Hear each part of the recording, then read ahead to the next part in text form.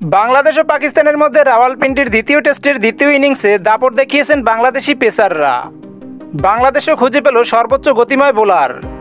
যে pace bowling পাকিস্তানের ঐতিহ্য, সেই পাকিস্তানের মাটিতেই পাকিস্তানি বোলারদের দর্শক বানিয়ে বোলিং গতির দাপট দেখালেন 21 বছর বয়সী বাংলাদেশি পেসার। এটা সত্যিই ভাবাচ্ছে পুরো ক্রিকেট বিশ্বকে। দর্শক, এই গতিময় বালক আর কেহ নন, ইনি হলেন বাংলাদেশের 21 বছর বয়সী নাহিদ রানা। 6 ফুট 2 ইঞ্চি উচ্চতার এই পেসার ঘন্টায় 150 কিলোমিটারের কাছাকাছি গতিতে বোলিং করে থাকে।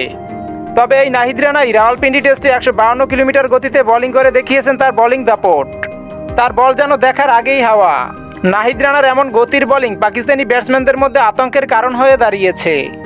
দর্শক, নাহিদ রানার একটি বল পাকিস্তানি ব্যাটসম্যানদের ব্যাটে স্পর্শ করে স্লিপে যায়, কিন্তু সেই ক্যাচটি মিস করে বাংলাদেশ। তবু হাসলেন এই গতিময় পেসার নাহিদ রানা, কারণ তিনি জানতেন তার বল খেলা এতটাও সহজ নয়, আবারও নিশ্চিত সুযোগ তৈরি হবে।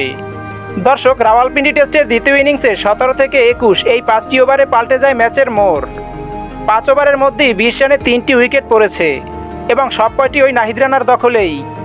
রাওয়ালপিন্ডি টেস্টের সিরিজ খেলতে যাওয়ার আগেই নাহিদ রানা বলে গেছেন পাকিস্তানের মাটিতে তিনি গতি দেখাবেন।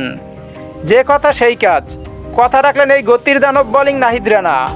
হাসান মাহমুদ যদিও এই ম্যাচে 5টি উইকেট নিয়েছেন, কিন্তু ম্যাচের মূল অক্সিজেন হিসেবে কাজ করেছে নাহিদ রানা। দর্শক, নাহিদ রানার বোলিং আপনাদের কেমন লেগেছে তা কমেন্ট করে জানিয়ে দিন।